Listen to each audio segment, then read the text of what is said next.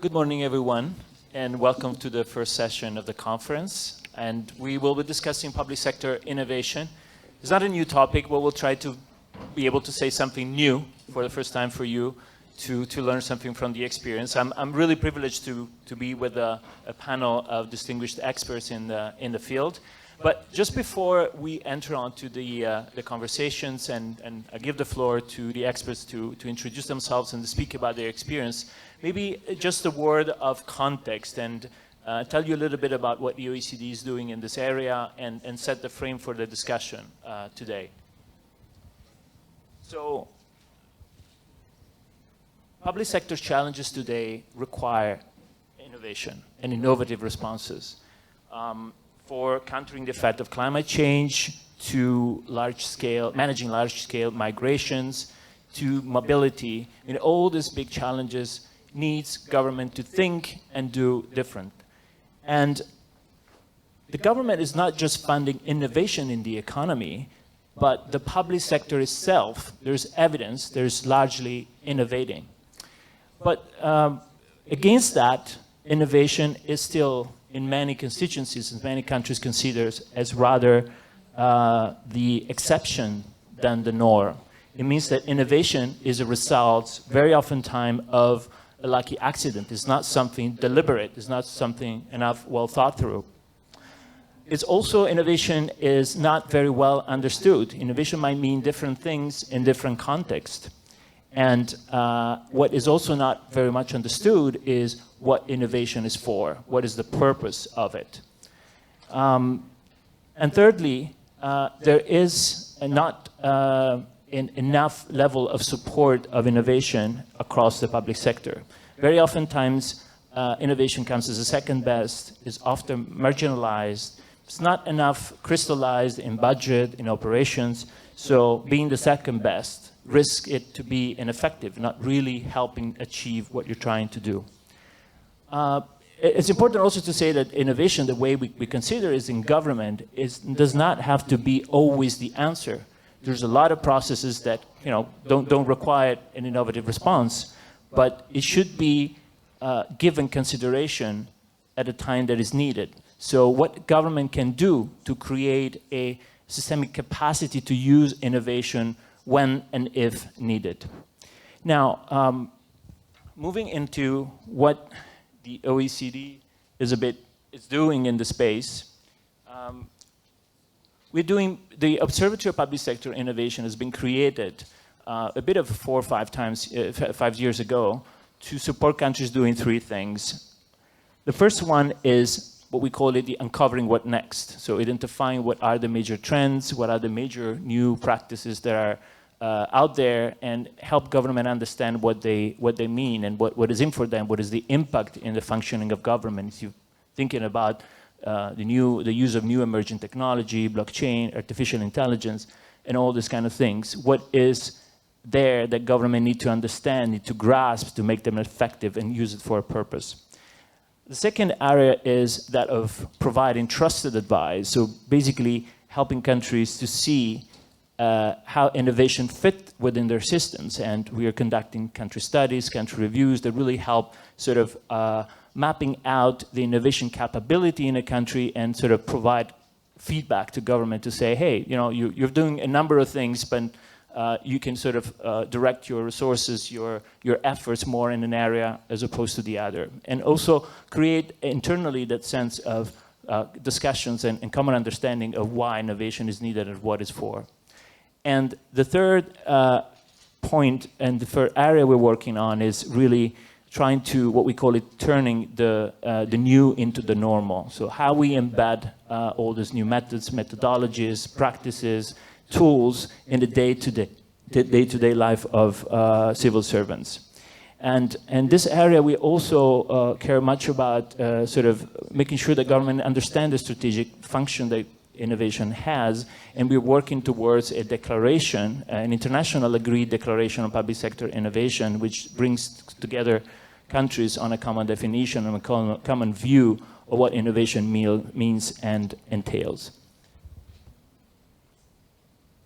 But today we are focusing on something more specific. We are looking at the role and functioning of innovation labs or units or hubs, you name it. There's different ways of talking about things that are slightly similarly but have some differences. I mean, in a way, labs help to do three things: explore and engage with new methods. So there's an element of exploration, finding different ways to tackle similar problems or new ones, but also look at problems from a multidisciplinary angles. It's no common thing to see designers, ethnographers, researchers all together staffed inside the lab. So they bring really something different that the public sector is not often used to. And the third element, I would say, is really the capacity to work with others, work externally with stakeholder in general, service user, citizens in a different and more effective way. So bringing the outside in for a purpose. The question that we have today is really, to what extent are they effective? What do they do? What are the conditions to make them really a propulsor of innovation? And what are the challenges that they encounter as they go? And we would like really to bring that up as a conversation at a different level. Here we have experts that have different experiences being in national government, international organization, research areas. So we really try to cast all these questions against that framework and trying to have a bit of a view and a consensus perhaps, or a strong disagreement on the role of these laboratories. So one way perhaps, and to quickly end my intervention, is to see the lab in a larger context. What are the problems, or what are the kind of innovation that these laboratories are trying to suggest or to inspire, to contribute to? And here at the OECD, we created a model, we called it the innovation facets, that basically try to distinguish between different innovative responses to different type of challenges across two lines. So from the horizontal one is the level of complexity of the problems that you're trying to address, from low complexity, I would say, rather living in a world of certainty, to a very uncertain things. And on the vertical side, you have whether or not this innovation is directed from the top or more sort of generated from the bottom up. So it's more kind of adaptive.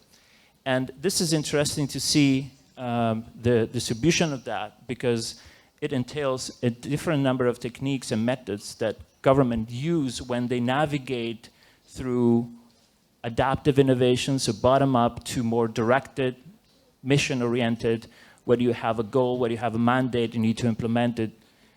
But also different methods and tools they use when they need to sort of explore something that is new, is not there, and they really figure out how to tackle that.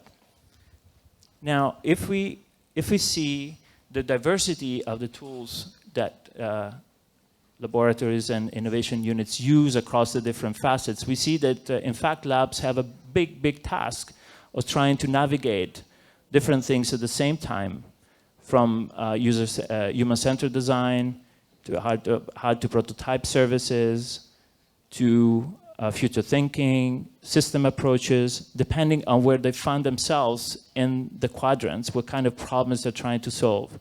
But nowadays, if I have to say, and it took me a while to try to start a little mapping of where the labs are situated across the spectrum, there is still relatively few that are really engaging with the new things, that is really putting themselves out into the exploration, and still a lot of what the labs are doing is very much about working on the enhancement of processes, or trying to really move that the delta, but not really engaging with the future and what is coming next. So that could be, just for you as a background, it's something we can get back to. So what we've learned and what we've seen are the key features of labs across the OECD that remains a determinants and of the direction where they're heading to.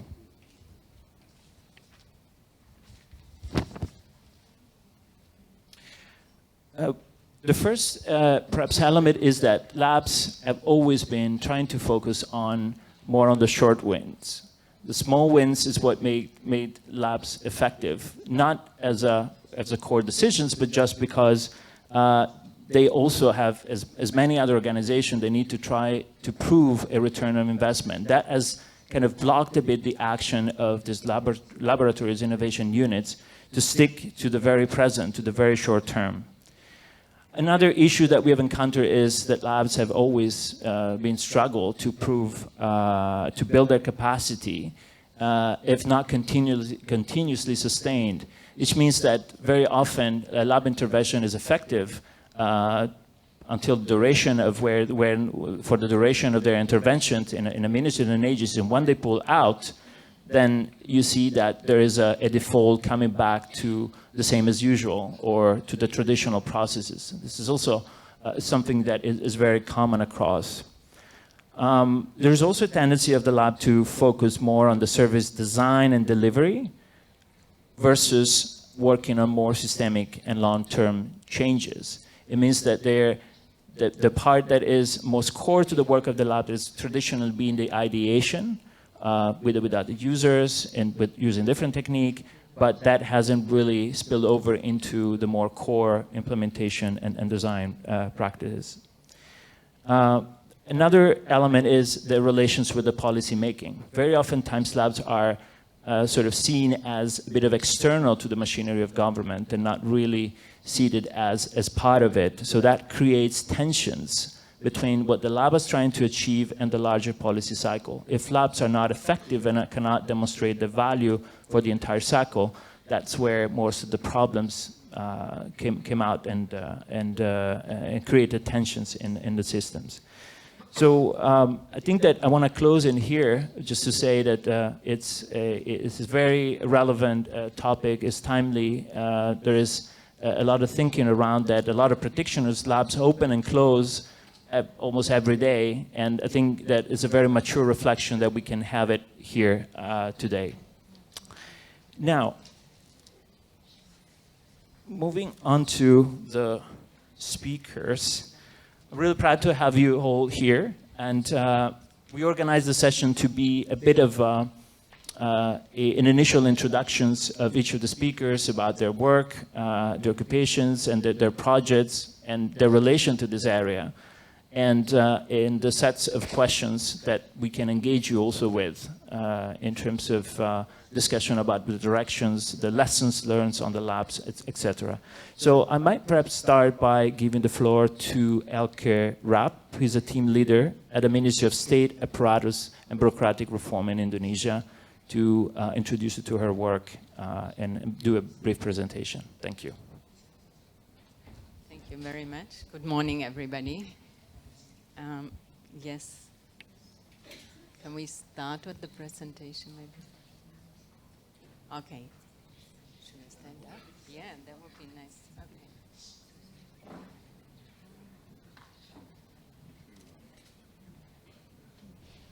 Can I go down? Okay. I'm working in Indonesia, actually, and in 2015, Indonesia decided to explore with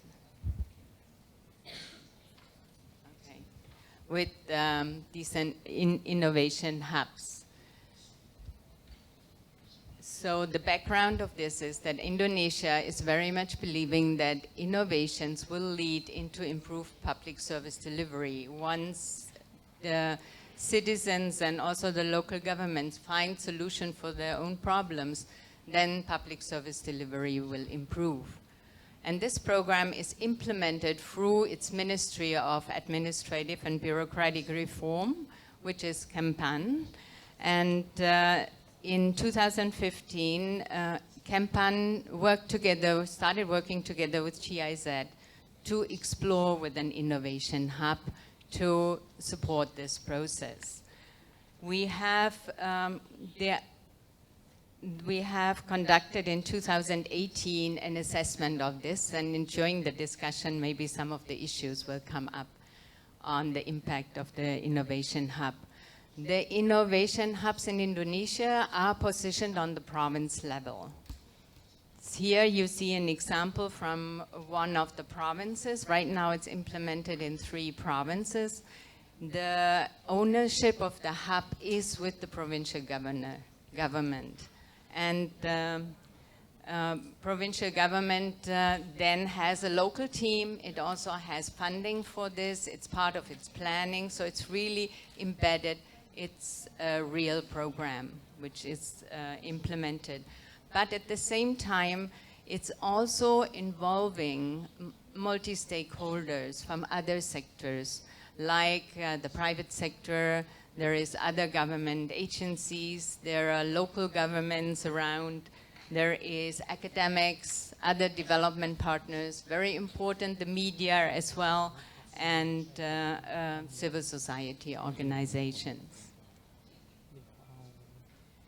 If we are looking at what these knowledge hubs are providing, it's, we have more or less 6 working areas. The first one is an online program, a website in which locally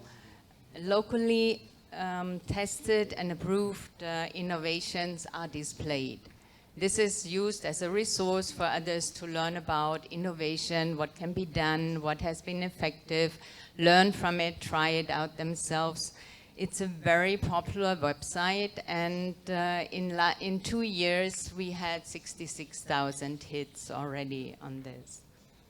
The second approach is to help the local governments identify what kind of innovations they already have done and collect the innovations that are in the regions, because often these innovations are happening in a small place, but they are then not wider shared, and so don't have a wider impact.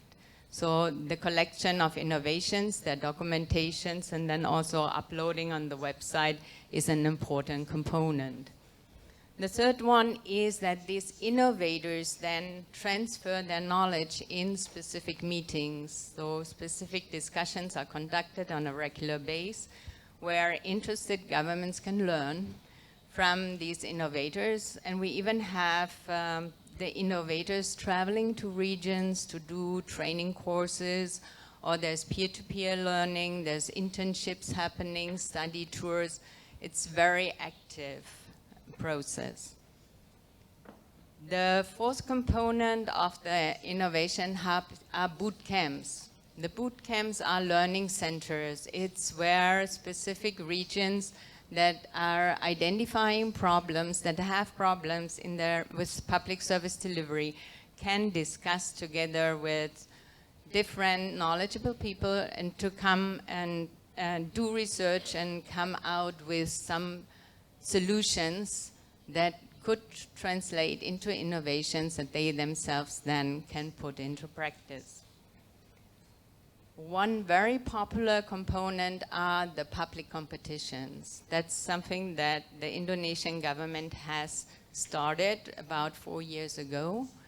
And Indonesians, Ibu Anna knows very well, are really fond of competitions. So this is a great incentive for the regions to identify their innovations and to come up with innovations. In the first year, there were about 500 applications. Right now, we have between 2,000 and 3,000 applications for annual innovation competitions, which is quite substantial. And one of the incentives is that it's very prestigious. Awards are given by up to the president to the top winning districts. And also recently, since last year, there is a substantial monetary fund as well attached to it. So it's very, very popular. The last component is the interaction between the levels of government. That is that the hope is that once innovations are identified in the regions, that information is channeled up to the national level, further for wider replication, but also for putting into policy reform. That's something we haven't been very successful so far. This is just to show you how the online platform looks like. This is one part of it where it shows you in that province. These are the innovative proposals, innovations, and each has a different color. So it's easily, there are filters attached to it, and we are right now conducting a trial together with the National Planning Board in allocating filters related to the SDGs to help them also report on localizing SDGs. Now, I should also give you an example of innovations and what the Innovation Hub really does practically. So what we are talking about, if we talk about innovations here, are not big and complex innovations, but they are smart practices, little practices and methods that help and bring a big result and impact. So the example I want to share with you, and I also brought some documentation I later will make available here, is the experience from one health post head who had the problem of maternal deaths, in a high amount of maternal deaths and infant deaths in remote villages. Villages that were so far away that he couldn't follow up with his means and his staff. So how to access these? He entered this information in a boot camp. There were different discussions, and they came up with the idea of working with vegetable sellers. Vegetable sellers are very mobile. These are women that are on motorcycles traveling to very remote regions, to villages really far away, talking to everybody. So these women have been kind of trained on how to identify pregnancies and talk to these women and then feed back that information to the Puskesmas, to the health post head. This way, within 1 year, they reduced the amount of maternal deaths to 0. So this good practice, actually, then we helped document. It ended up on this website. There were a number of knowledge transfer discussions. It raised a lot of interest.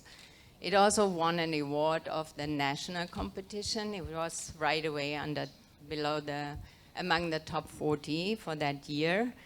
And the respective health post head was invited to several conferences on the province, on the national level, and the last year even invited here to Bangkok on an OGP event. So he was very inspired by all this, and he didn't stop here. I mean, once he started to be innovative, then the next step that he did was he established waiting rooms in his Puskesmas. He discussed with the police that, because the police had trucks that transported people from far away, so he continues to be innovative and also to inspire others for this. Thank you. Maybe I stop here.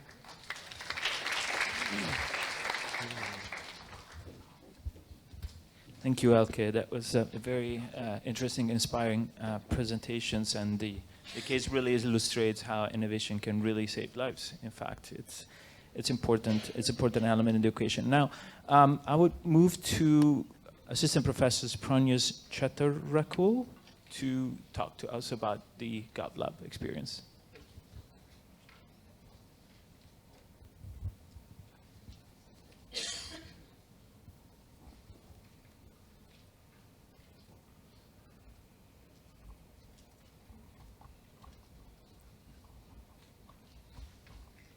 Okay, good morning, everyone. My name is Pranyas Chattarrakul from the Center of Innovation for Society, KMUTT. I have a chance to work with OPDC about the GovLab project, right? And today I would like to share the case study from the project, from many projects that we have done. The insight and communication solution of water storage and label for agriculturalists. Okay. Yes, working with our OPDC, we have created the I-team, the innovation team. I-team is a combination between the staff from the government unit and the people from the academic section who focus on the innovation and design. And yes, mainly the people from the government units, they have to take care of the whole country. They have to deal with the mass, right? And in this case study, the I team is from Ministry of Agriculture and Cooperative, and also Ministry of Natural Resources and the Environment, and the Office of National Water Resource, because we deal with the water. Okay, and yes, we, the Center of Innovation for Society, involved this project, and we try to focus on the user or the human. Okay. Yes, from the observation, from the early observation, we got some point from talking, discussing, observing with the people in the other province. For example, in the north area, in the northeast area, or in the central, who needs to use water, right? Yes, the problem is very simple. It's a mismatch information. What they want, yes, they get what they want, but they don't know and they don't understand what they get from the government. Okay? And yes, we also did the case study and the observation with other area to confirm that, oh, this is the real need or the unmet need. Okay. Yes, the framework is very simple. We try to study the extreme and least case study. For example, if they want water for their agriculture activity, and what kind of information that they get, and why they don't understand. We consider this is extremely user and how they deal with the situation. And the solution is very easy. Once they don't understand the information provided by the government, they just walk to the river every day, and then to observe the water level, and then they consider according to the information in hand. Yes, we think that this is simple, but it's workable solution. Our job is, hey, why don't we try to interpret this solution or try to contribute this solution to the majority? Okay. As the government unit, right? Basically, they work as KPI center design, KPI center activity, KPI center approach, but we create a team to work for the user center design, and then this is the information that normally the agriculturist or farmer get, right? It is very, very difficult to understand, and yes, they get this information. They can easily access this information, right?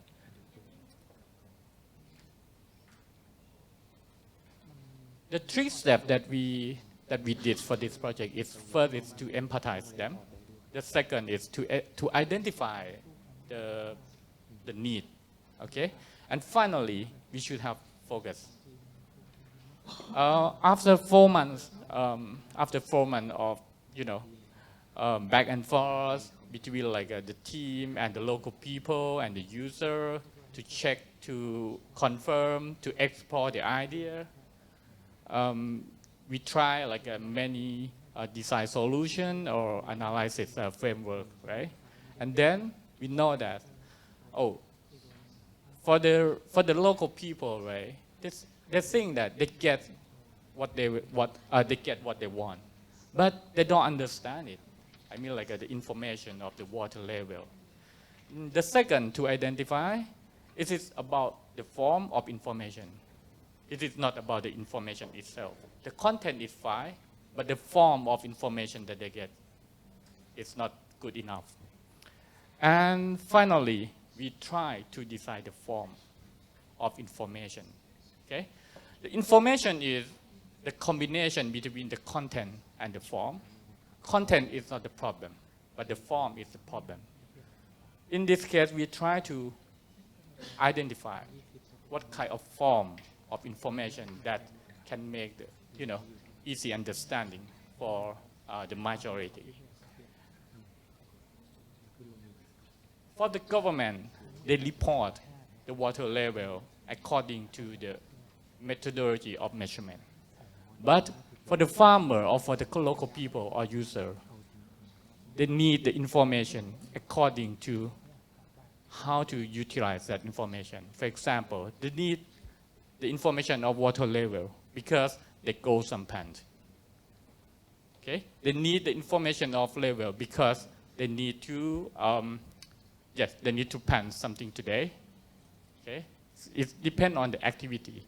Yes, the case study, the lead and extreme case study, as I mentioned,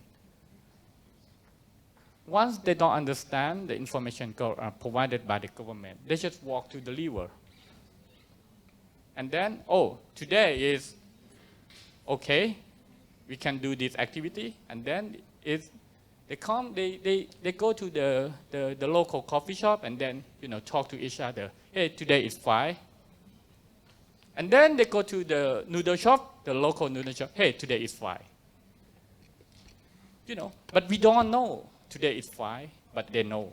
We don't know the meaning, but they know, right? Yes, we just create the form, the common form of the content.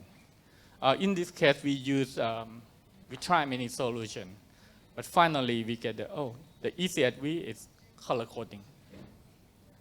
Okay, we use like a green, yellow, and red. Today is yellow. Okay, we might not know the meaning of yellow, but they know. And what happened if how to say, and to tell them to tell them the meaning of yellow? Yes, we don't need to worry about that because every people, have ability to learn the information. After a month or after a season or after a year, they will know exactly what the yellow means, what is green means, what the red means. This is it's very, very easy solution. And yes, we can apply to many channels. For example, application. For example, the physical flash. For example, just a conversation in the local coffee shop. And also like announcements in the village or the community. And finally, TV program. Yes, according to the official announcement,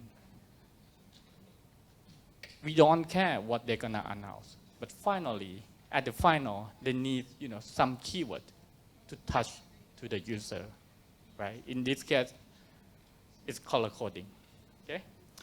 I think this idea is very simple and it's very easy to be applied for the majority at the normal curve that I show you.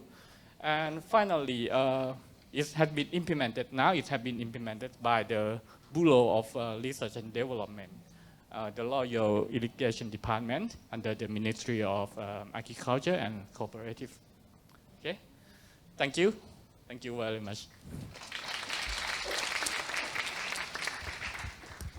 Thank you, Pranyos. Thanks for the presentation to help us understand how it's important that this technique are seen always under the light of helping government better understand what citizens want and not what government wants from these all inside operations. Now, let's enlarge a little bit the perspective, and I'm going to Alexander Oprunenko, Innovation Specialist of UNDP, to talk about a little bit of what he's seeing here in the regions and broadly. Thanks so much, Marco. Good morning, Sawadee Krap. Great to find you all here with so much interest in the topic of public sector innovation. This is really great and inspiring. In my presentation, I will try to talk about UNDP's experience of engaging governments in two regions in Eastern Europe. This is where I come from and where I have started my public sector innovation journey. And in Asia here, where I have been for 1 year and 10 months. Working with the UNDP regional hub in Bangkok. And as you can deduce from the title, the conversation will be about essentially the evolution, right? how the governmental labs supported by NDP evolved in the last 4 or 5 years, what we have learned on this journey, of course, some of the examples that might be interesting for many of you, even if they sometimes come from a different context, but then also showing what are the challenges where we are looking for new space, for the next thing around the corner, where we think we need to support government to engage around innovation. So I think Marco kind of gave a good entry points and nuggets and framework around why we are essentially talking about public sector innovation. I think it's important to make a bit of a distinction between public sector innovation in the West, where it's all partly started, in UK, in Denmark with MindLab, in US and forth, and the labs that we are seeing in emerging economies, developing countries, even if the term is a bit outdated, in countries like in Eastern Europe, in Caucasus, but also in Asia, in southern part or southern eastern part. And I think the contexts are quite different. As in the West, we saw the complete change in terms of policy making. It's not anymore should be researchers who do research, analysis, write a draft of a law or regulation. It is put out for conversation, approval. Okay, for the next 10 years we do this thing, right? We all understand this doesn't work, but I think in the emerging countries it's much more difficult for various reasons. For instance, retention of public servants is much lower than in the West. Budget constraints are often much more severe. Technology spread maybe sometimes not that good as in the West, although we are catching up fast, and so forth. So this is kind of a bit a different position for the labs, for public sector innovation labs in emerging economies. So if we are looking at our first generation of labs, that's mostly started like 5 years ago, we would find 5 key areas what labs look to support governments in. So the first one is, and we had a presentation also from the GovLab about it, is how we help governments redesign public services. We understand that services that are designed at the desk in the office are not talking to people, are not relevant to people, not understood by the people. So this is where the conversation about redesigning public services, human-centered design, ethnography, and other approaches to make it closer to the people and respectively increase citizen satisfaction and uptake of the services. Again, I think what is important comparing to Western Europe is that it was not just improving or making services better and cheaper, but it also actually making effective services, because we know in our countries the level of quality of service delivery is often much lower than in the West. Another one was essentially introducing new methods, human-centered design, behavioral insights, big data, what it's all about, to what extent government officials can actually use it in a daily practice. So this was another role of the labs to actually make the way, start introducing pilot by pilot new approaches in policy making and service delivery. The third one was around the skill sets, right? There is a whole conversation of what are the new skill sets that civil servants should have in the next 10 years.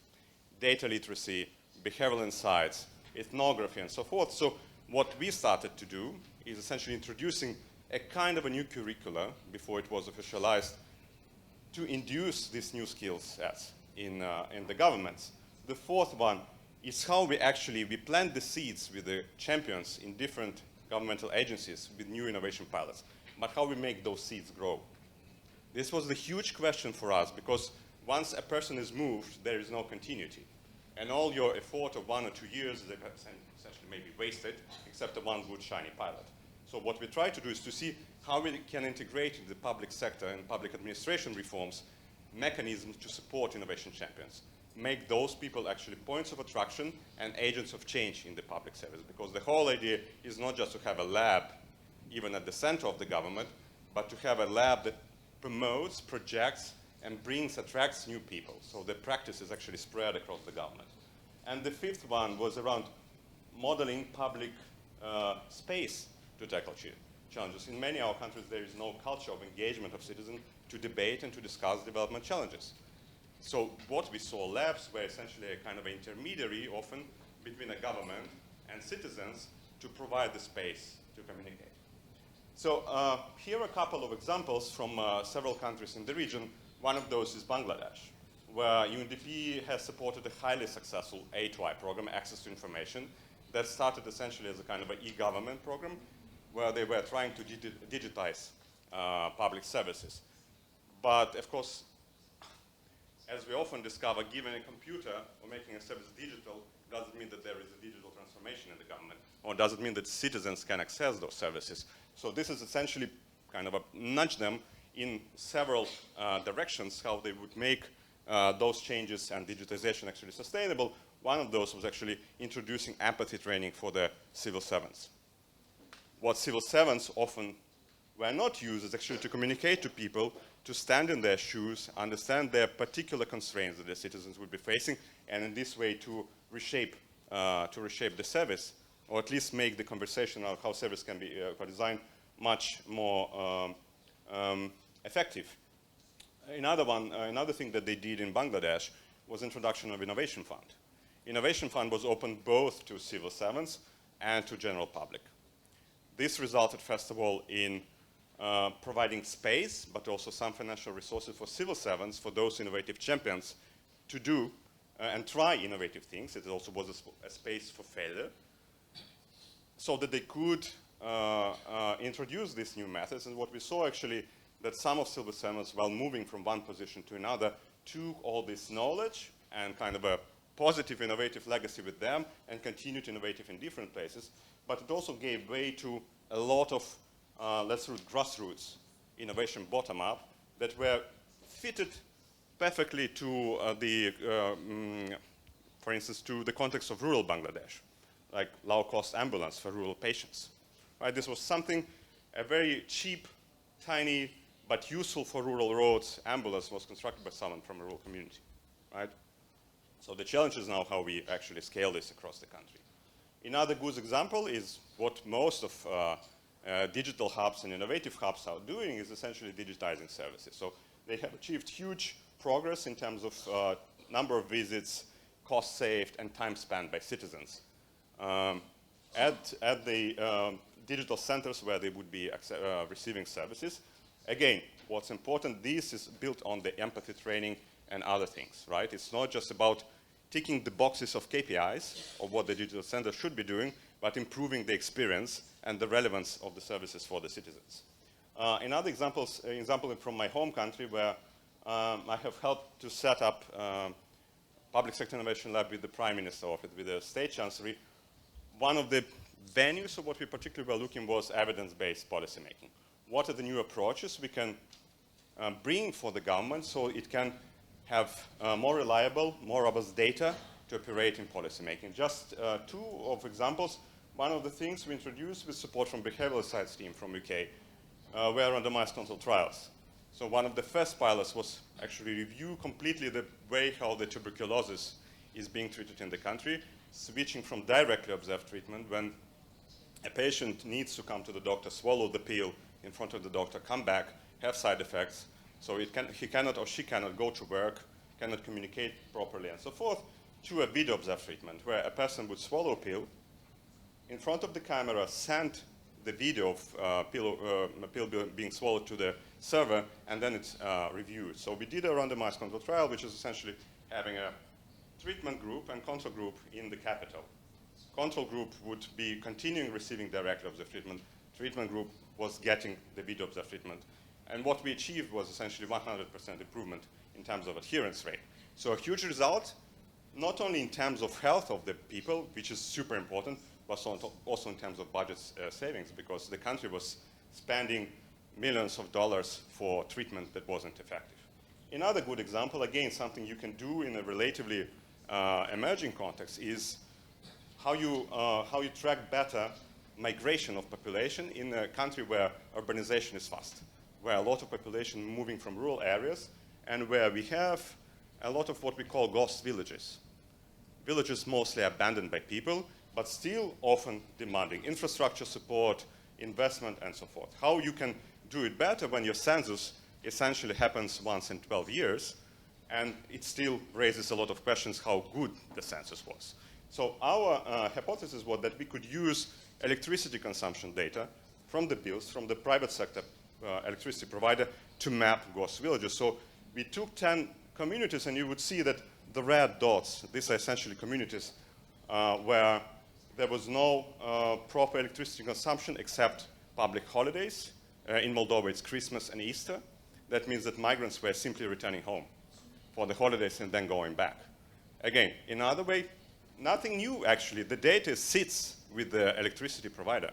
You just need to get it, invest, of course, in processing this data, in using GIS mapping and so forth, but essentially you don't even need to generate a new data for this. A last example from the region is from Sri Lanka, where we just recently launched the CITRA lab together with the Minister of Science and Tech, attended by the Prime Minister. Strong interest how they bring this work at the core of the public administration reform. But again, what they are looking at is one is a big training program together with Nesta for public servants. Another big thing, for instance, is they're developing an open source platform for dengue prevention and control in Lavinia municipality. Again, this is something where labs can step in to facilitate communication, engagement of citizens, spotting these breeding sites of dengue, sending it to respective authorities, and by this, avoiding higher costs of epidemics being spread. So far, so good. Yeah, it's all exciting examples.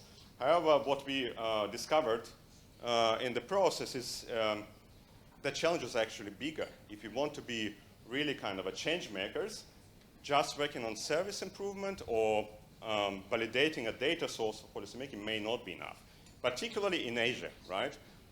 This is analysis we have done 1.5 years ago that shows 5 big trends in Asia, starting with the, of course, shift of the global economic order, urbanization, climate change, inequality, 4th industrial revolution.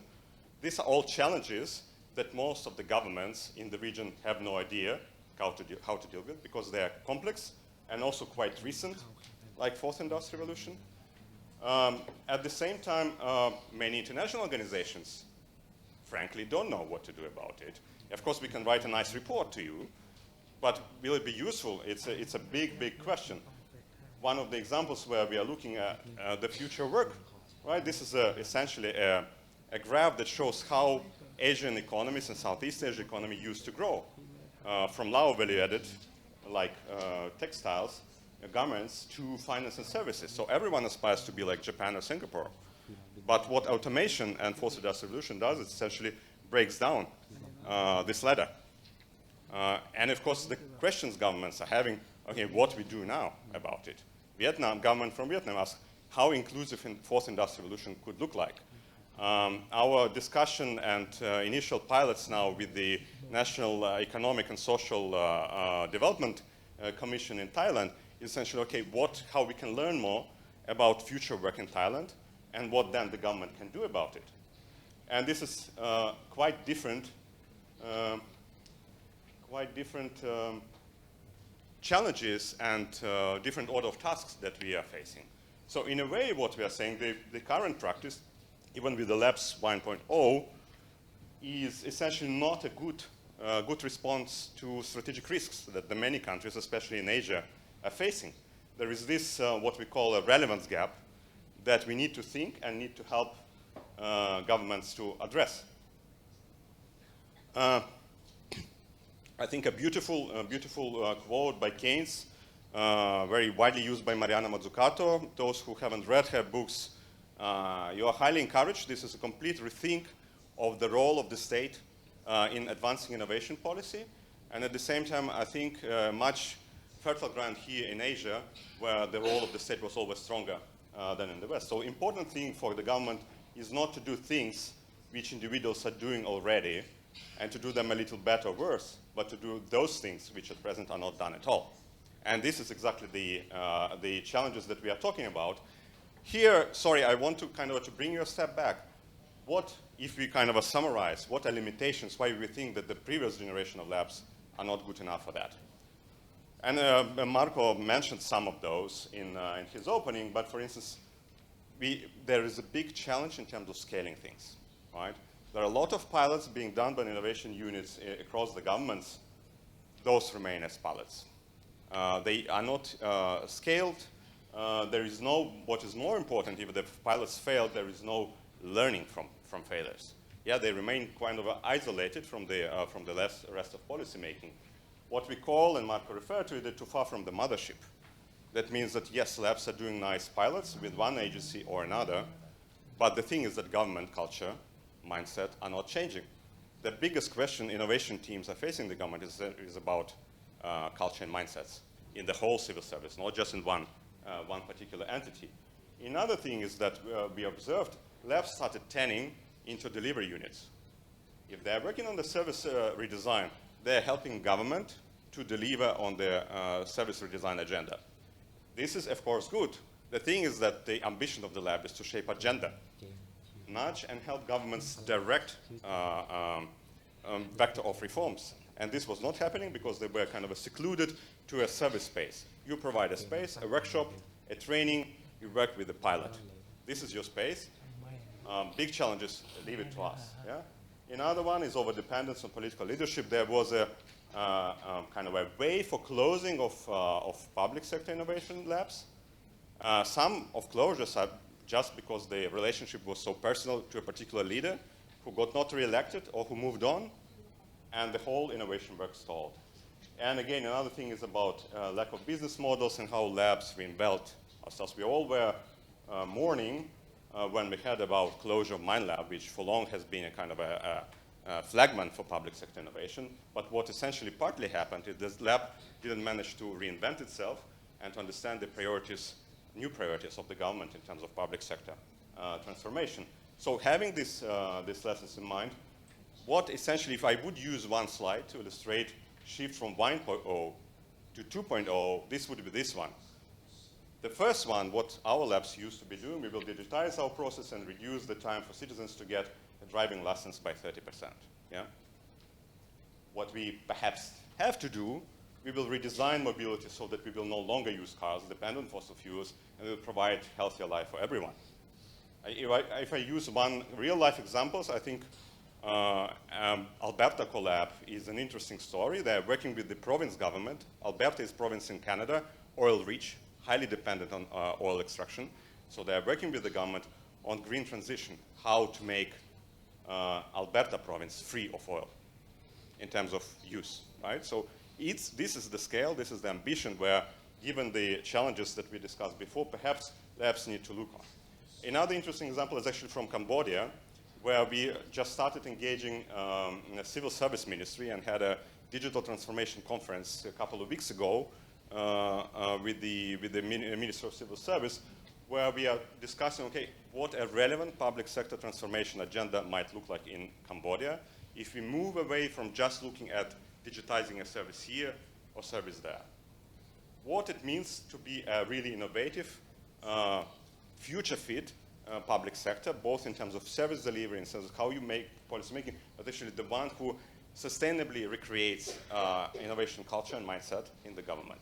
What we did at the opening is that we brought all kind of experiences of digital and public sector transformation from this hemisphere. This was a particular ambition of ours to not have anyone from the West. No discrimination, but really we wanted, and Cambodian government, we want some more people from our region. We want to see how governments in our region do it. So we had everyone from New Zealand and Australia up to Sri Lanka, Indonesia, of course some examples from Cambodia and so forth, where we looked at different approaches that the government is having. Not that we are peddling any best practice to the government. We know that best practices are not working, but essentially to give them, and first at the beginning stretch horizons of what is possible before we actually start moving into the program modes. So if I would say, for us, I think there are 4 key principles for the future government. 2 of them were highly discussed. I think this is about services being citizen-centered, relevant for the citizens, and capacity building, how we bring in new competencies and skills in the government, but again, learning by doing. We don't think that capacity building happens in the training room, it happens outside of the room. But there are also bigger things on the left and right side where we think, which are much more challenging for us. So one is how we actually scale the ambition to work around complex issues. And the 4th one is about cultural change in civil service, because you can train, you can invest. If there is no new culture and mindset shift, your investment is not sustainable. Yeah, and here are several examples that we, as the Regional Innovation Team and the Regional Innovation Center that was established with the Royal Thai government last year, what we are looking to work on, together with our network of national labs. Some of those I highlighted before. I talked already about Cambodia and Vietnam as part of the Fourth Industrial Revolution conversation. Actually, youth forum is happening right now together with the Ministry of Ministry of Science and Tech in Vietnam, but this is a regional event attended by many governments. How we shift the conversation around youth, about simply being about youth, economic empowerment, actually towards what the future work means, right? Because these people who are young now, future work is for them most of all. So how we shift this conversation, at the same time how we elevate it politically from just being a discussion with the Ministry of Sports and Youth, or whatever is the national counterpart, to actually bring it to the center of the government, talking to the Prime Minister. In Bangladesh, our HI program is shifting from the second phase to the third one, so the conversation is how they can up the game. Can there be a National Innovation Foundation for Bangladesh? How they can work around trust. What we discovered in the recent joint workshop with them was understanding that actually what they're doing is very much about building trust between government and citizens. So being very intentional about it and starting to explore what actually can build this trust is one of items on the future of their agenda can be. We are planning a regional event in India about next generation governance, how the future government institutions, what they might be doing in Asia is a big question again, a conversation in some of the offices, again, borrowing from Mariana Mazzucato's and others' languages, is about how we can really work around bold missions and moonshots with the governments. Again, more future agenda than what we already have done, but this is the ambition. Thank you so much.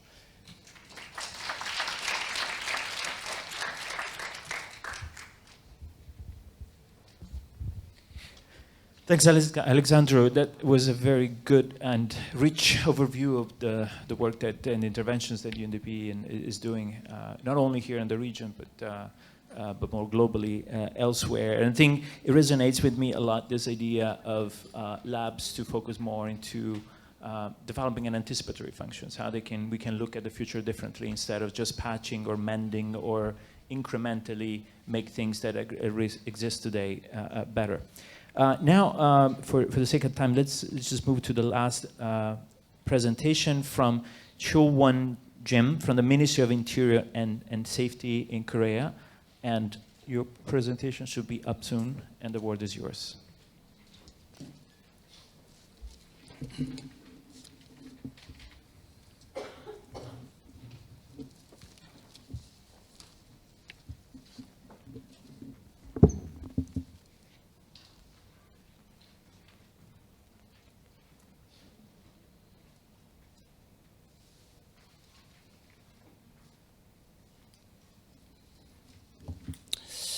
Good morning, ladies and gentlemen. My name is Charon Lim, Director of the Government Innovation Support Unit, Ministry of Interior and Safety.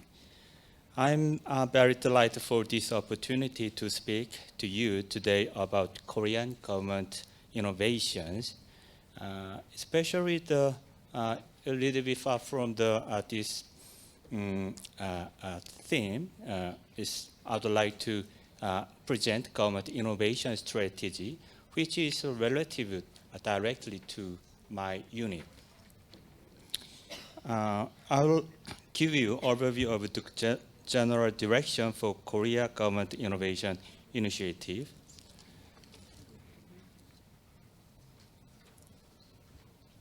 First, background, and second, government innovation strategy, and third, government innovation framework and commitment and change for 2022.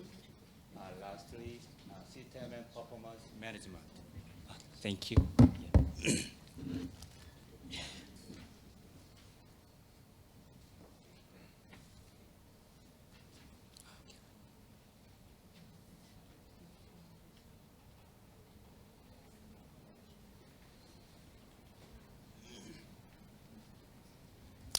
I'd like to start off the discussion with the question, is government innovation necessary today? Does the current government, current Korean government need to innovate, and why now? President Moon Jae-in has stressed this point several times at the New Year, the last New Year press conference at the State Council, and the workshop for ministers and the deputy ministers. But why? This administration is embodiment of the people's will expressed the candlelight protest, the landslide victory in the presidential election, and highest first year approval rating in history.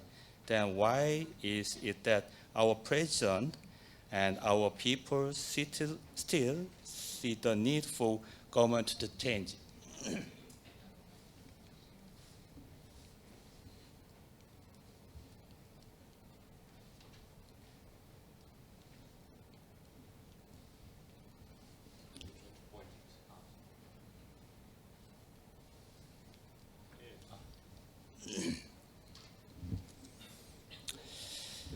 To answer the question, I said this is time to face reality. Korea is the world's 11th largest economy. Koreans inspire the world with candlelight rallies demonstrating how a strong, mature democracy responds to failing government. It's the truly remarkable accomplishment of our people.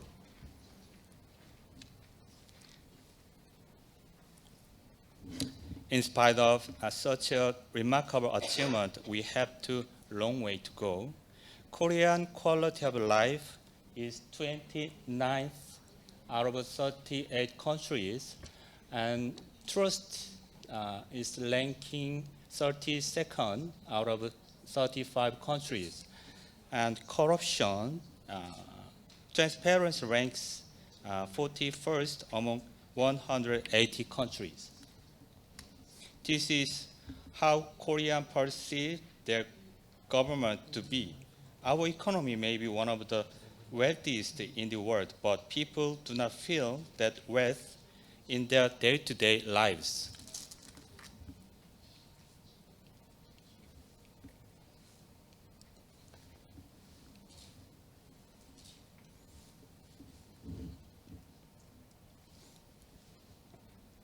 It's time for government to change. We are in golden time now. If we wait, we will be too late. With this understanding, we have devised a comprehensive plan for implementation of government innovation.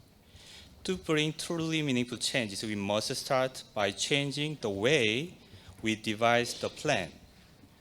First, we heard directly from the citizen with the 2,000 citizens participating in People's Forum for Government Innovation, launched by last February. And secondly, we asked each department and municipality to draft their own plan and discuss possible revisions through interdepartmental collaboration. Thirdly, hackathon of 100 young working-level public servants was held to gain fresh ideas and perspectives on how best to perform or to reform the government over bottom-up strategies rather than the traditional top-down approaches.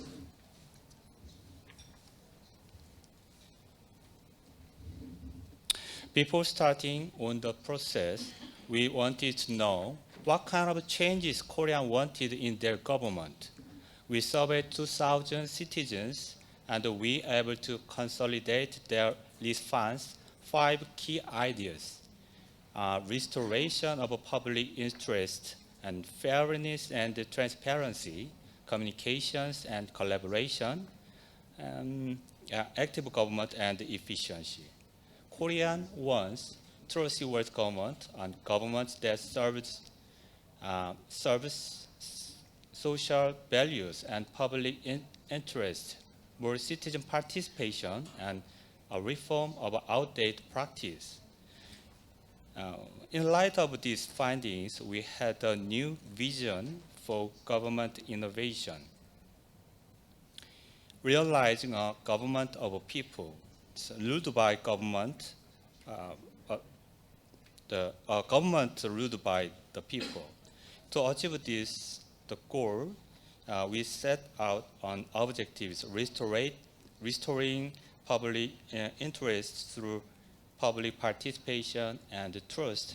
Now, I'd like to briefly share the three main strategies and task objectives as well as a few key projects.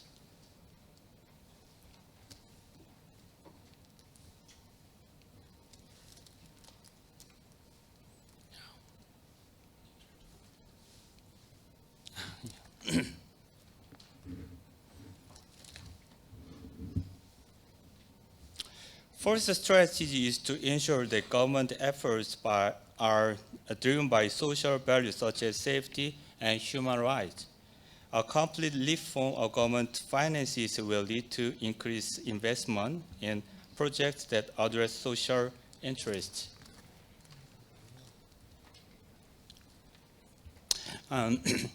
Civil service, HR, organization structure, and performance review system will be changed to better people's lives. For example, shortening emergency response time for the police and the fire departments to ensure that the caller received proper attention within the critical golden hours. We will incorporate social values in metrics of performance evaluation of public institutions.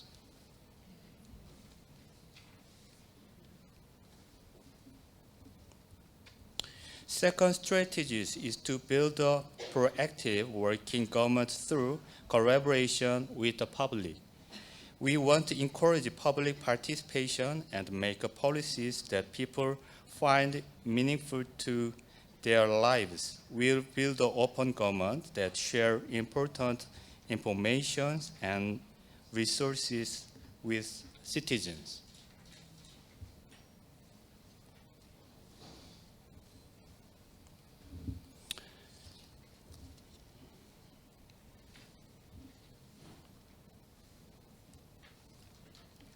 Barriers between government departments removed to encourage interdepartmental collaboration.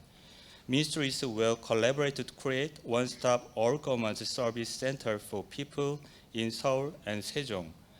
There will be more interdepartmental collaboration, and the Office of Government Policy Coordination will take the first step.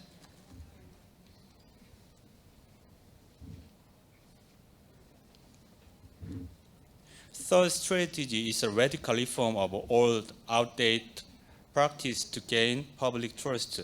We'll work hard to build a clean, fair, and transparent public sector that our citizens want.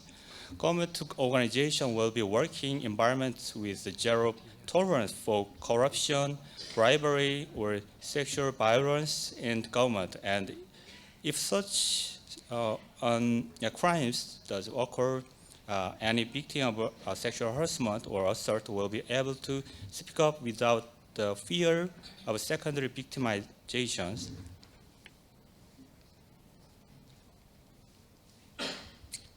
Will remove outdated practice, bring innovative ideas to the table, and reform excessive regulation setting people back. Resources will be reallocated toward things that really matter and ensure more effective and efficient use of taxpayer monies. We must disapprove criticism that the government employees are inactive and passive. We'll use big data analytics to provide better service. For example, we can find areas are out of reach of ambulance and then ensure that this area get priority when ambulances are placed.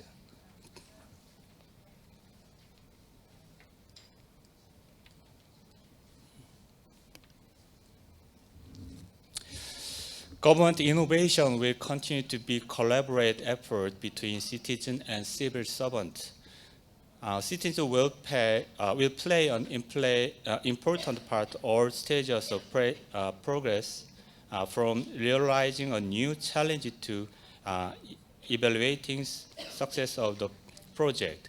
We work in close cooperation and communication with other ministers and municipalities and public institutions. Government innovation strategies conference presided by President himself will continue to be held twice a year.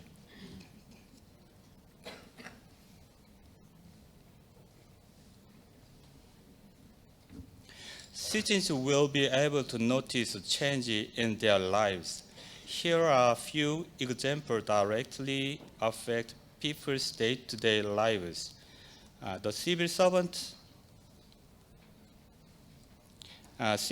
society will also undergo radical changes. I believe these meaningful, exciting changes will make our civil service organization more confident and our society a better place.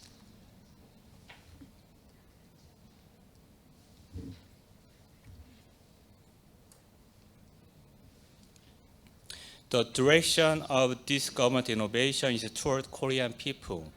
And the central players of this innovation will be the civil servants. Will make a meaningful change this time. And to make this work, just a handful of organizations participating is not enough. Central government and local government and public institutions must join forces together for these shared goals. Government innovation is an important first step in a journey toward better tomorrow for Korea and Korean citizens' well-being. Thank you.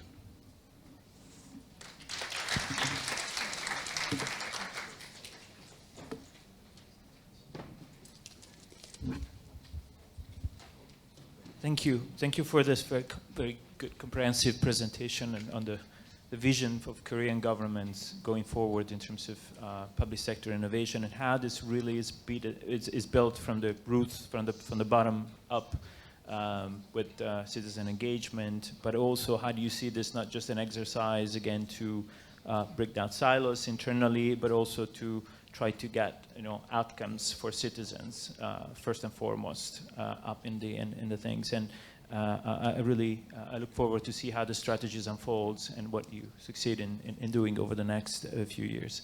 Thanks to all of you. I think there is a rich spectrum of examples and experiences, and I have a few questions that I would like to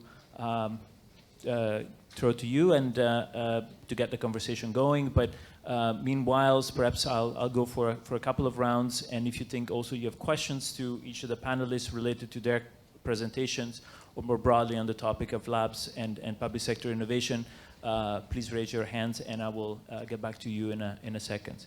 Perhaps one first question that has been picked up in different presentations earlier is that sort of the perception of labs to be seen as that sort of new shiny things out there and everybody's get excited, but when it comes to seen as a structural response to some sort of need that had been not met in the past, that is where labs sort of sometimes really falls in providing that lasting and enduring relationship with other parts of government. So my question to you would be, what do you see, what do you think the lab does today that was not previously done in government? And if you think your particular context and what really the labs is helping lifting up in terms of the objective of what governments are doing. Perhaps you can start again back from Elke on. Thank you. In the case of Indonesia, it's really bringing the topic up and helping to accelerate discussions around it, coming up with new ideas, bringing people together and encouraging each other. in the topic, and what is actually missing to some extent is to take it to the next level for further replication right now. In Indonesia, it's built within the structure. So at the one side, we have sustainability because it's the funding is secured. Also, there are policies around it. And on the other side, you have multi-sectors that are supporting it from different agencies that bring in new ideas. So this kind of innovation hub, as we have established there, kind of encourages more discussions from different angles and different sides, which otherwise wouldn't happen. Yes, for Thailand, yes, we think that the government unit is kind of big structure, right? And this is very difficult, to move, less mobility. And yes, lab could be a, smaller unit that have, more mobility, and could be the linkage between the big structure and the local people. And yes, the lab could do the deep understanding, and then we can create, the idea and solution. But for sure that in terms of, application, the government unit have to take this responsibility and to apply the idea to the majority, to the mass, right? And in this case, I think, if lab could be a key success of the preparing the social and the country for the new social movement. Okay, thank you. I would say there are two big differences. The first one is was well covered, I think, about being user-focused or citizen-focused. I think this is a big starting departure from the ways the government usually have been operating. The second one is a bit emerging, perhaps, in many places, but it's really critical. It's a very different space in which labs operate from the government. What we saw in several countries that the labs are specifically focusing on the unregulated policy spaces. So for instance, if there is no regulation or there is no policy about that, government is very hesitant to move in. Labs at the same time are much more experimental, much more agile. They initially intuitively move in those spaces because they have more freedom and big opportunities for exploration. But once they kind of recognize that, they can articulate it that this is their offering to the governments.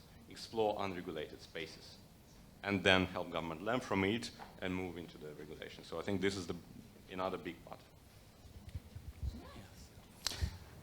Traditional approach of the government innovation usually used, adopted the top-down approach, but there are some, in this case, there are some differences or divided between the implementing part and the planning part. So in my countries try to adopt bottom-up strategies. So we try to listen to the voice of the civil servant, high-level civil servant, and citizens. Kind of things is the upgrade or the make up for the differences between them. Thank you. Very, very interesting. And sorry. No, we are keeping it here. You're keep it here. Yes, that's a good idea. So it doesn't have to go back and forth.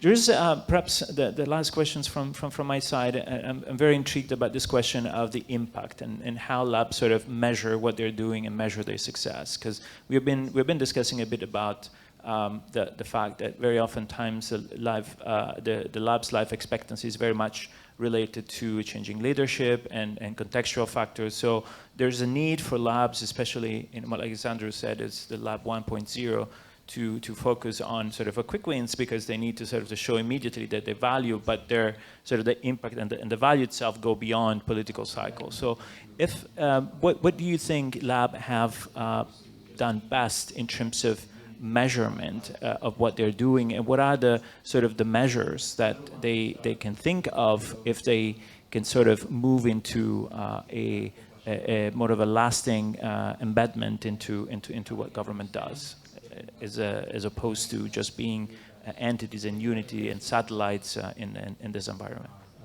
Perhaps whoever wants to start, perhaps we don't need to go through the list and wants to pick that up, the question on the impact and how they can understand their impact and measure that and do it better and make a better case for themselves. I would like to introduce my country's examples. My unit usually evaluate the performance of the ministry, each ministries. In the process of evaluation, we can see how they working or how they pursue kind of things. So, and especially in the process evaluation, citizens and the higher level civil servants will participate in. So, in the process,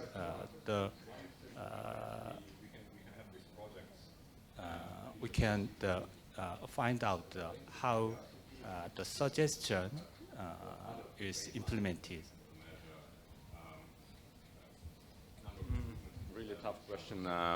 There are two answers to this. One is simple, right? We can have these projects, and each of those usually, if it's evaluated, it can be RCT, which is clear what is the impact, or other baselines, and then we can measure, I don't know, number of improvements in the service, number of services redesigned and then launched. So this is kind of a bit more standard approach to impact measurement.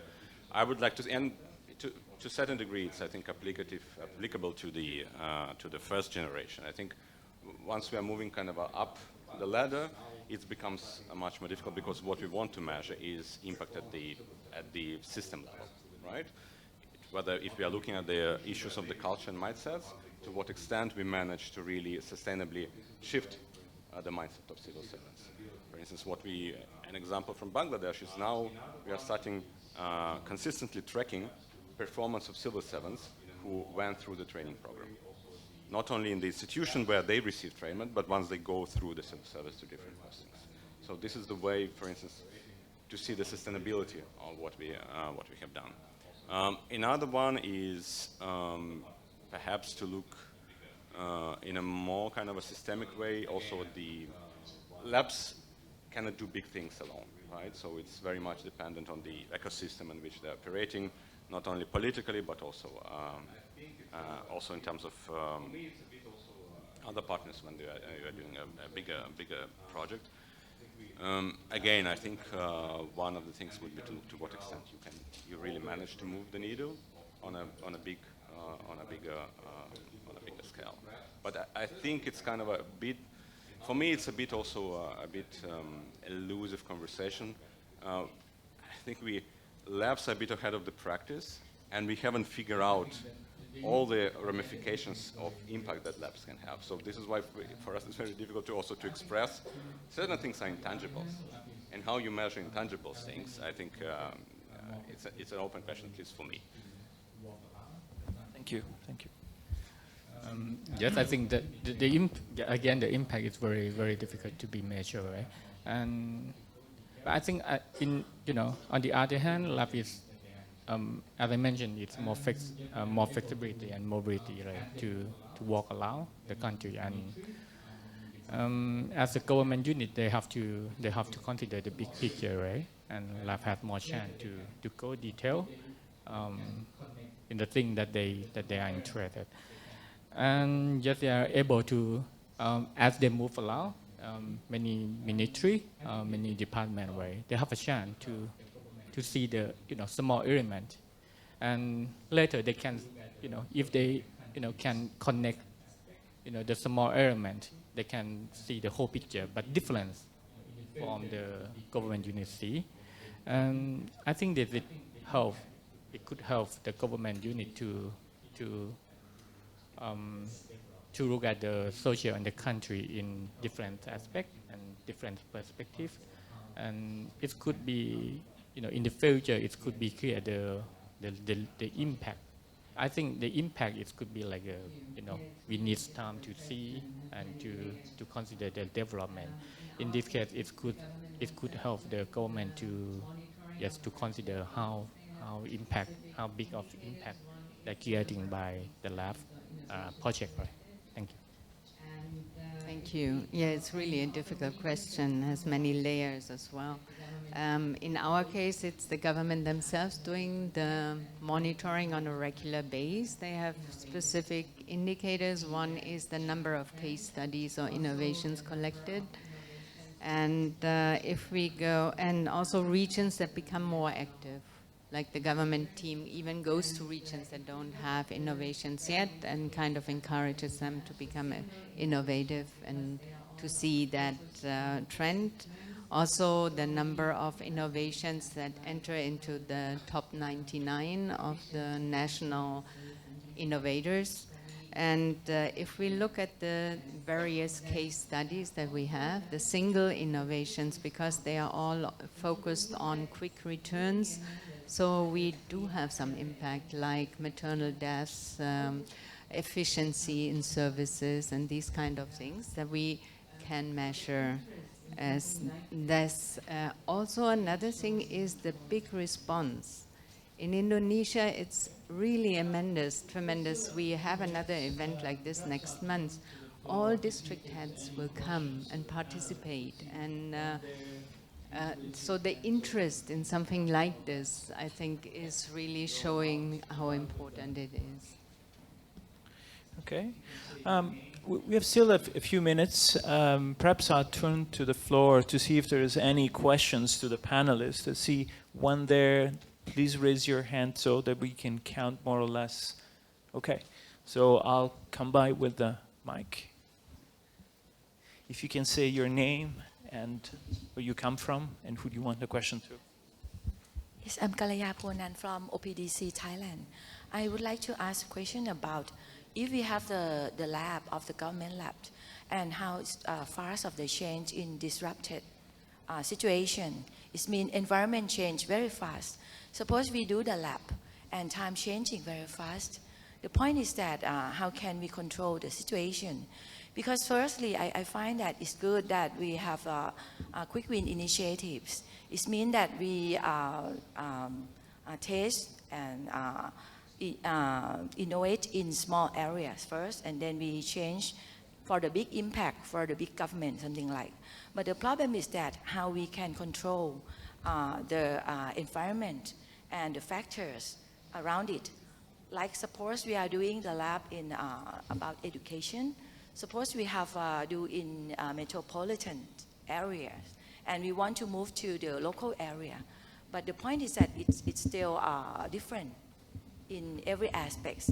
So I would like to ask your ideas about how OECD cope with the point of timing and the kind of changes of disrupted and scaling of it's too fast, something like that. So maybe let's go first on this one. So how we move from small experiments to large interventions when the environment is not that fixed and can move around things. Any views from the panelists first? Whoever wants to pick. Well, as I heard in the question, there are two things. The one thing is change of priorities of the political context. So, for instance, in the labs that I have set up in Moldova in 1 year we had 5 national counterparts because the governments were changing. In 1 year, like 5 governments, effectively. So it was really mass, right?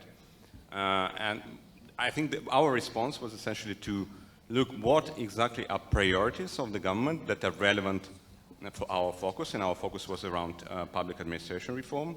Luckily, the government, once it's stabilized, adopted public administration reform strategy. So we effectively went through the strategy and looked at the things where we thought we have a value added for the government. And those were around data, around policy experimentation, and citizen engagement. So our offering to the new government was exactly around those points. And what I believe, usually in this kind of a politically neutral strategies, things remain more stable. So once the strategy is adopted, government at least doesn't change it overnight all the time, these priorities, so you just focus on those. Again, of course, the approach is experimental, bottom-up. You're experimenting in smaller things, but it's important to have the ambition and the bigger goal to which you're contributing with the government from the throughout, right? It's not just experimenting for the sake of experimentation. This is a contribution to the bigger goal.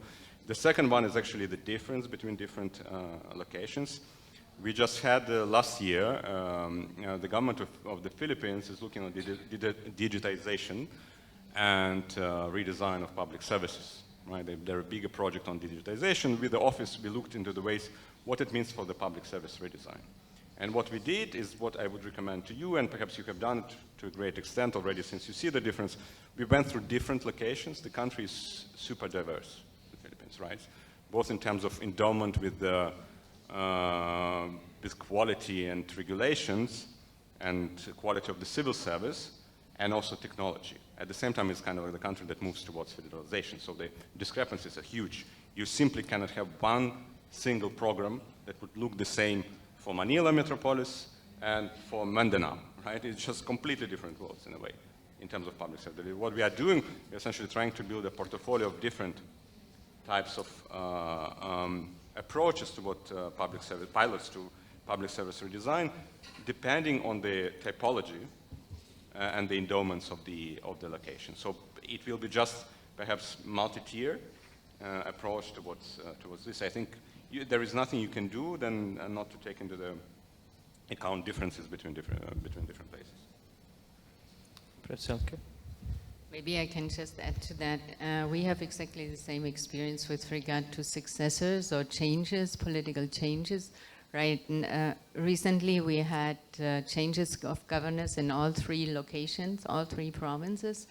All three supported this program because it's so much in line. How do you reach people? You reach it through improved public services and through innovations and through media coverage, you know. In this way, it's so popular already. There's no way out that this continues.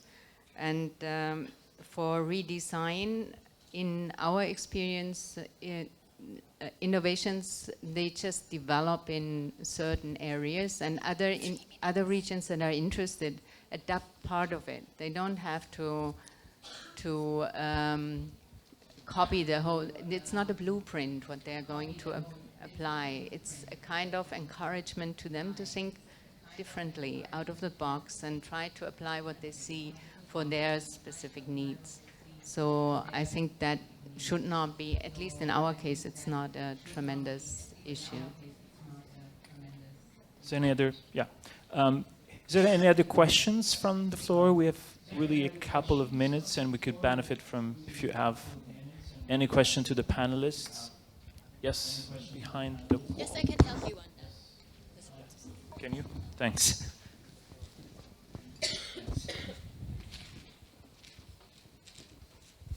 Hi, I'm from the Ministry of Commerce. It's a very simple and maybe very practical question. We are new to this project, so concerning time, I'd just like to ask how long or the normal length of each labs from your experiences, just for us to learn, maybe if you have good examples of ideal length of each labs from your experiences.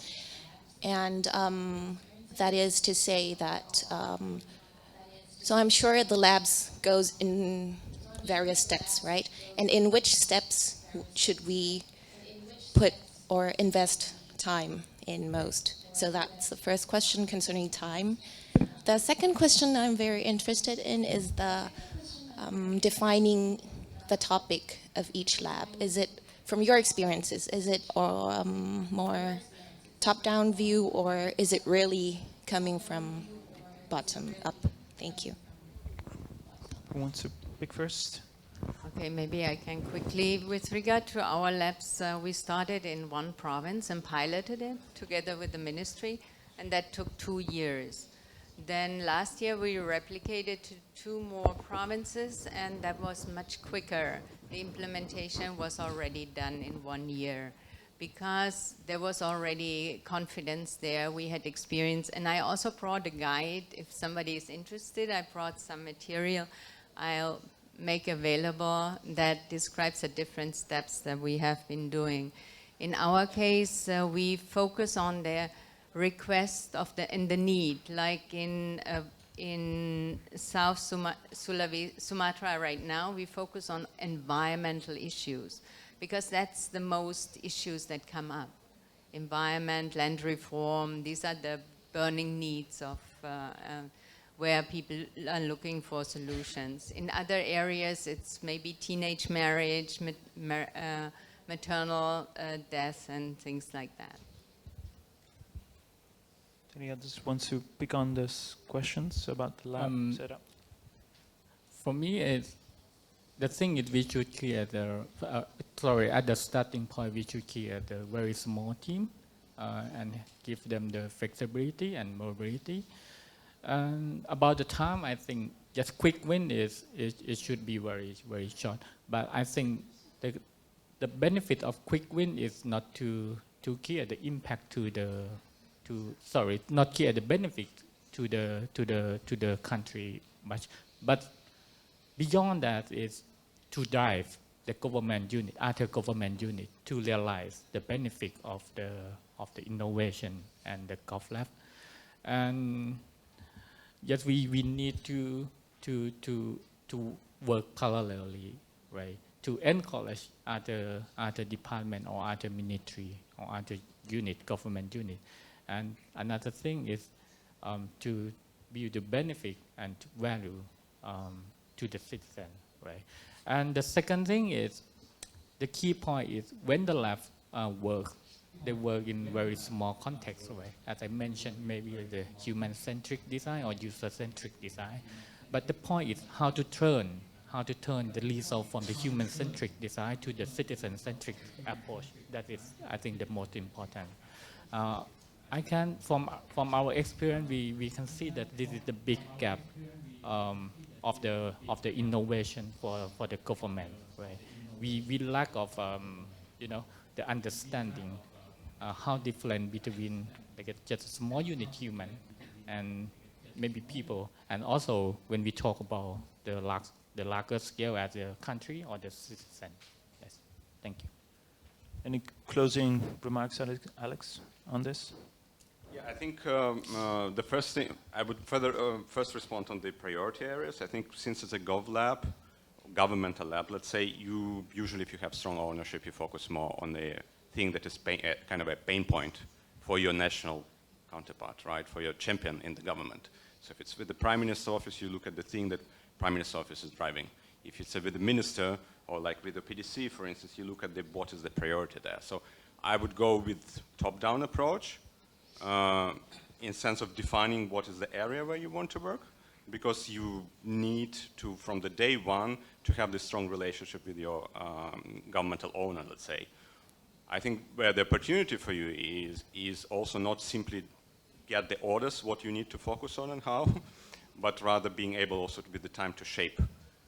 Because what often happens in the government, the understanding of what is exactly the issue is not there. There are some other root causes that are not seen. Like, for instance, I don't know, just one example. Homelessness, government will respond by building houses, right?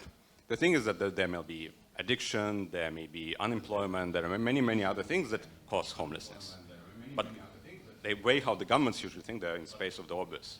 No houses, we build houses. No that, we build that, right? So your role with the time will be kind of to reshape the way government actually perceives what is the problem. And on the time, in another region where I worked in Eastern Europe and Central Asia, we actually looked at the experience of our labs after several years of existence. We kind of defined, I don't know how good it's stylized, but kind of a seed phase, startup phase, and scale phase. So scale phase would be where you already work with the government as contributing, shaping one of the big strategies. It's not the year 2.0, but like public administration reform, you're already shaping and saying, this is what we need to do, this is how we want to experiment, kind of a driving thing. But those previous ones, like seed and startup, this is exactly the pilot part of things, where you're trying to prove the value to your governmental counterparts. Right? And I would say, if you take one service, I think we have done it in 1 year, the redesign. So you can be, but it's of course, it's not a scale yet, but this is something where you can really have some credentials when you are talking to the government. So I would say 1 2 years. This is a space when the lab normally should be a more or less stable. Thanks a lot. I get indications that we are over our allocated time, so I think we have to go to a close. Please join me in thanking our panelists for the very good insight and discussion in the first part of the day. And I know what's coming next, but thanks a lot again, and a bit of an applause for them. Yes, thank you all the speakers who bring